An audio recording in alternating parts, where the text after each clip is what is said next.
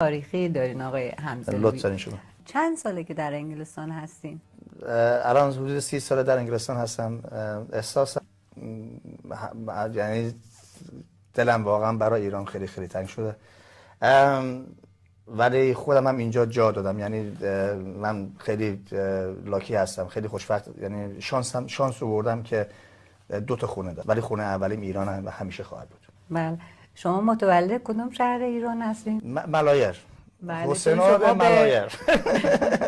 چون شما به لهجه‌های مختلف صحبت کردین و از لغات مختلف ایران یاد کردین. این دلیل عشق و علاقه‌ای که به وطن عزیزم ایران دارم و همه هموطنم، همونطور که عرض کردم. رمز موفقیت شما در انگلیس چی بوده؟ پشتکار، کار زیاد کردن و اصولا سیاست آریایی ایران نژاد، یعنی کردار نیک، پندار نیک، گفتار نیک، اینو سرلوحه تمام شونات زندگی خودم دادم. بله. و این به طور یعنی اتوماتیکلی موفقیت آمیز بوده. این مکان شما، این هتل شما در کجای انگلیس واقع است؟ در جنوب انگلستان، شهر خیلی زیبای تاریخی هستش. در پیلگرام که همون به قول معروف زوار که میگن، از شهر پلیموث حرکت کردن که رفتن امریکا رو فتح که نکردن، یعنی پیدا کردن. بله. در سال 1503 به دستور ملکه الیزابت از اینجا حرکت کردن. هر روز همین پله ها، به همین دلیل بهش میگن که پله های حجاج، پیلگرام که همون فکر کنم فارسیش حاجی ها میشن.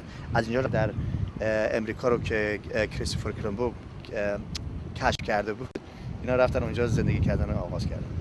راجع به تاریخچه کلا این هتل یا این مکان که تقریبا فکر می‌کنم قصر بوده قبلا. بله. این اصولا شما هر انگلستان که تشریف ببرین یه قصرهایی هست که مثلا خونه یا شهردار بوده یا خونه فرماندار، من نمیدونم فارسیش حالا چی میشه، لردای اینجا زندگی میکردن. بله. که مثلا شاه یا ملکه یا تمام سران مملکت یا که تشریف می‌بردن مثلا این منطقه یا تو خونه اینا زندگی میکنن.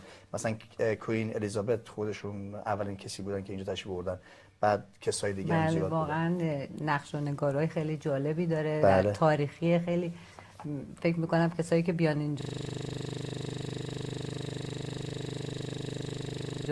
بخوان اینجا اقامت داشته باشن خیلی جالبه براشون. بله. این تقریبا با فرهنگ مال چه سالیه؟ این 600 سال پیش. بله. 600 سال قدمت داره این. بله. واقعا براشون باید خلب باشه. خیلی جالبه. بله. ما اصولا حتی انگلیسی‌ها خودشون میان اینجا میمونن، خیلی براشون تازگی داره. تازگی که نه، ولی خب براشون جالبه. بله. امریکایی‌ها خیلی خیلی علاقه دارن، چون امریکایی‌ها همونطور که عرض کردم پدر بزرگاشون از اینجا حرکت کردن برای اولین بار که در امریکا پیدا شدن. بله.